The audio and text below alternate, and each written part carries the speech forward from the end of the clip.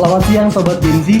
Jadi pada kesempatan kali ini kita kedatangan tamu yang sangat spesial, yaitu ada Prof. Mulyana. Selamat pagi Prof. Pagi. Dan tentunya Ibu Sabena. Selamat pagi Ibu. Pagi juga biar. Oke, bagaimana tadi kedatangannya pada saat sini? Gimana perjalanannya? Lumayan Mas Bian, tadi dari sebelum sini ada sidang proposal untuk mahasiswa doktoral. Jadi ya tugas dosen dari sidang ke sidang. Nah, berarti sekarang ke podcast ya.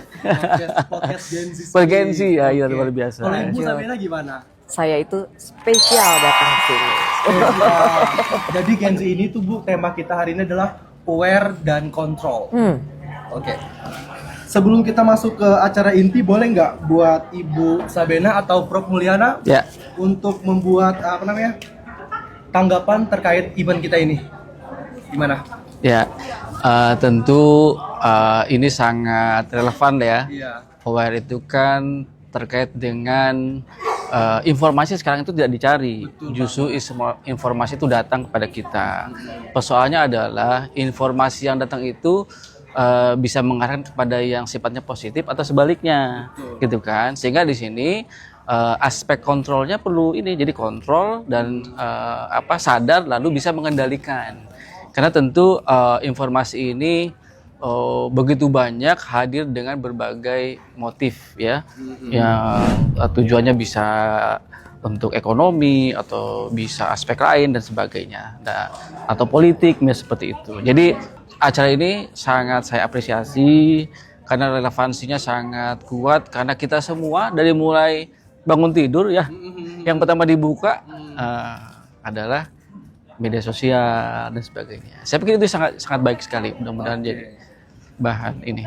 Kalau buat Ibu Sabena bagaimana Ibu? Kalau saya responnya tanggapannya acara ini keren untuk Gen Z. Kenapa? Seperti yang Prof tadi katakan ya, harus ada kontrol. Itu memang menjadi penting sekali begitu ya. Jadi aware terhadap acara seperti ini, terus juga media sosial, bukan berarti mereka itu tanpa filter, tetapi juga aware di dalam hal seperti ini. Mereka juga harus bisa mempunyai kontrol yang lebih baik dan wise, bijaksana. Seperti apa bijaksananya? Jangan asal dong, terus verifikasi dong, cek lagi datanya dong. Nanti dilihat banyak orang loh, targetnya ke siapa sih? Lebih kepada kebijaksanaan dan kontrol yang Prof tadi katakan. Terus nih Ibu Bena, biar mau tanya sama Ibu. Ibu sebagai dosen ilmu komunikasi, apa sih yang paling sering Ibu amati dari Gen Z sekarang dalam mengkonsumsi informasi di media sosial, Bu? Kalau dari Gen Z yang saya amati, mereka tuh kan spontanitas, melihat langsung action. Jadi mereka melihat, jangan langsung quick respon, langsung action gitu ya. Tetapi coba deh mulai dicerna dulu, oh iya apa nih ya? Bener nggak ya? Jangan sampai sesuatu yang mereka lihat, mereka baca itu langsung dilakukan, tapi ternyata tuh nggak benar, belum tentu kebenarannya. Jadi butuh verifikasi dulu lah, seperti itu. Seperti itu. Untuk selanjutnya mungkin saya mau tanya sama Prof ya, Prof Mulyana. Prof, dengan kemudahan mengakses informasi sekarang ini, menurut Prof, dengan kemudahan akses itu ngebuat mahasiswa atau Gen Z ini menjadi lebih cerdas atau justru sebaliknya? Iya, sebagaimana saya sampaikan tadi bahwa sekarang itu memang kita nggak memilih lagi, kita malah dihujani berbagai informasi. Kembali kemudian, apakah ini bisa bersifat positif atau gimana ya?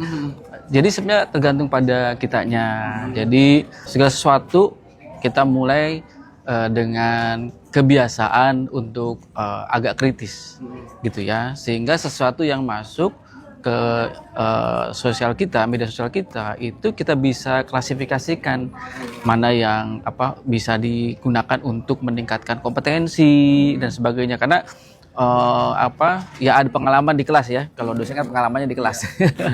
Ya, jadi misalnya ada Pak kata TikTok begini-begini, ya TikTok nggak masalah karena setiap TikTok itu punya tujuan-tujuan yang macam-macam kan. Betul. Ada yang tujuannya memang untuk memasarkan, ada yang untuk membuat opini dan sebagainya. Sehingga perlu kita tadi kata Bu Sabena tuh harus ada verifikasi, Anda juga bilang verifikasi, sehingga perlu kritis. Nah, kritis ini adalah mencari kebenaran dan mencari bukti-buktinya. Nah, tadi yang tadi cek and recheck gitu kan. Nah, sementara jangan sampai juga skeptis. Nah, bedanya antara dengan skeptis itu adalah skeptis itu dia mencari yang membenar-benarkan apa yang dia yakini. Sementara algoritma biasanya mengikuti perhatian kita. Nah, ini menjadi pisau bermata dua kalau kita tidak bisa melakukan verifikasi, klasifikasi gitu ya.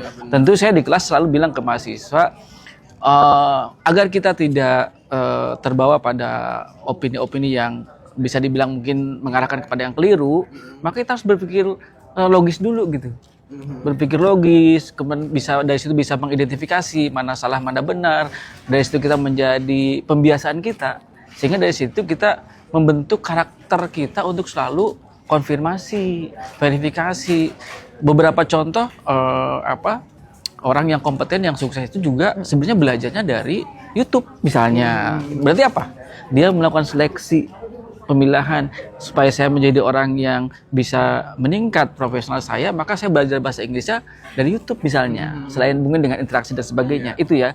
Jadi bisa jadi pisau bermata dua kan, karena ada orang yang ketika dianggap menarik, sensasional, maka dia merasa wah ini paling bagus, tapi dia terbawa oleh algoritma, mungkin muncul yang mungkin kurang bisa ini gitu kan. Itu tadi ya. Jadi kuncinya adalah pada kritis tanpa skeptis gitu ya. Yes. Ya. Oke, kalau kita kaitkan dengan media sosial sekarang ya, Prof. Seperti yang kita ketahui bahwasannya sekarang itu kayak media sosial itu tuh bukan sesuatu yang kita mendapatkan informasi itu bukan sesuatu yang kita cari. Justru kayak algoritma ini tuh ngasih kita apa yang kita suka, apa yang kita mau, apa yang kita pengen gitu. Nah, menurut Prof, kita yang dikendalikan oleh algoritma atau justru kita ini sedang dikontrol sama algoritma? Oh iya, algoritma sebenarnya itu kan mesin yang yang otomatis melihat apa sih yang dibutuhkan. Berarti perhatiannya apa ya? Kalau sedikit pakai teori boleh ya? Boleh Pak. Ada ya. Ya, Karena teori. Jadi ada namanya teori agenda setting ya. Jadi bagaimana agenda setting dan ada teori uses and gratification. Kalau agenda setting, dia akan melihat bagaimana agenda-agenda yang muncul. Ya kalau dulu ya, berbeda dengan yang sekarang. Kalau dulu agenda itu dikondisikan, dibuat oleh media-media besar. Sekarang kan sudah bergeser. Justru dari personal bisa membuat opini-opini. Makanya muncul influencer dan sebagainya. Dan kemudian algoritma itu akan mengikuti itu.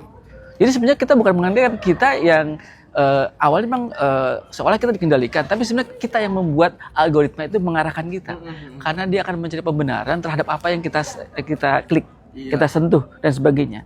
Nah, sehingga teori yang bisa juga berkaitan dengan itu adalah uses and gratification, ya Bu ya. Jadi ada namanya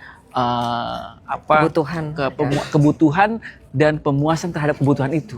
Nah, sekarang kebutuhan orang akan informasi itu menjadi kebutuhan produk yang bisa menjadi manfaat ekonomi gitu. Namanya ada sekarang ekonomi perhatian. Nah, sehingga algoritma itu mencari ekonomi perhatian. Karena makin itu diklik, maka akan jadi apa? Engagement tuh. Engagementnya melalui like, komen dan sebagainya. Makin banyak itu, maka akan muncul keuntungan finansial dari si pembuatnya. Berarti si pembuatnya yang utama bukan apakah baik pesannya, tapi lebih kepada apa? Kepada apakah bisa membuat engagement. Sehingga tadi bisa jadi kita dikendalikan oleh algoritma, sebenarnya kita yang membuat arah algoritma itu ke kita. Maka muncul echo chamber.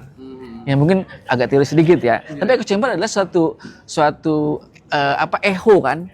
Echo bagaimana ketika kita bersuara, maka akan muncul rangkaiannya yang sesuai dengan suara kita. Sebenarnya algoritma seperti itu. Berarti pilihan kita adalah pada ketika kita memperhatikan pada aspek-aspek apa. Tadi seperti pertanyaan sebelumnya. Jadi ketika bicara soal saya cari konten yang edukatif untuk membuat saya lebih hebat dari sebelumnya.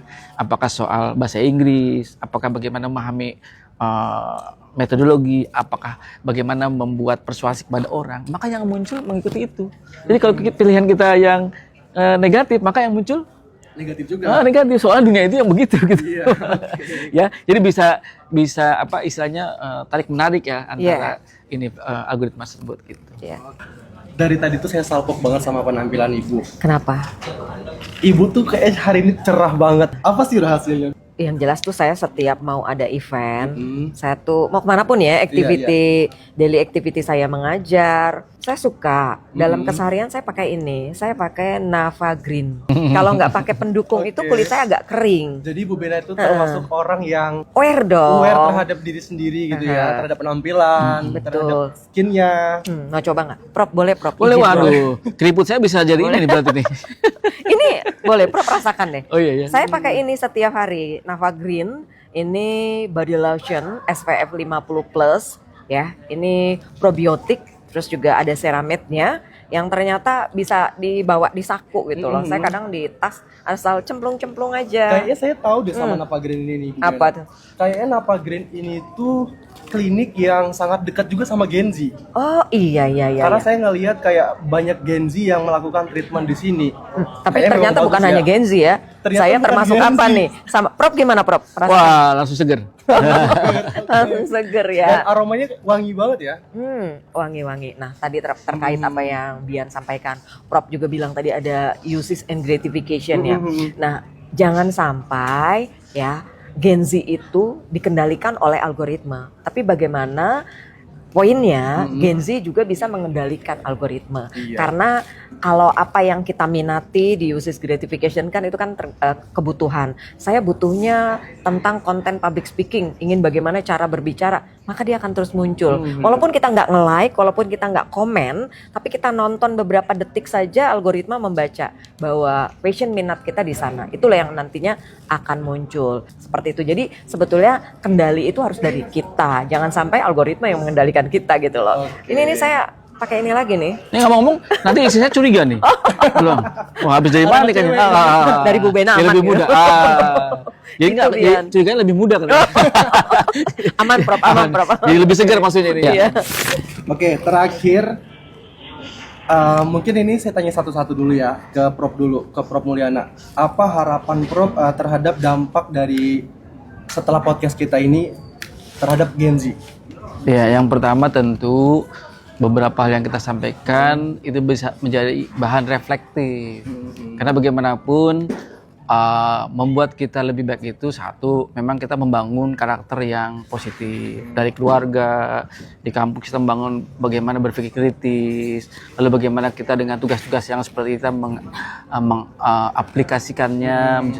Nah, sekarang misalnya ada satu saja dari yang memposting ini dengan bahasa reflektif dan sebagainya, maka itu suatu awal yang baik ya. Karena segala sesuatu harus dimulai dengan perenungan. Orang nggak boleh tiba-tiba spontan men-share dan sebagainya. Ada refleksi yang tadi melalui konfirmasi, verifikasi.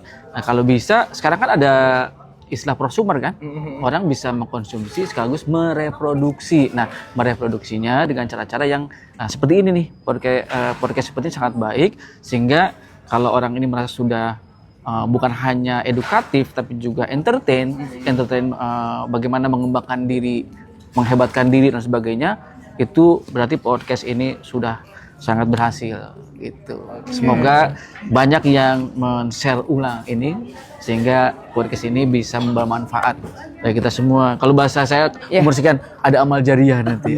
Gitu. Ya Bu Bena ya. Itu mendukung sekali. Karena gini ya Bian. Ya.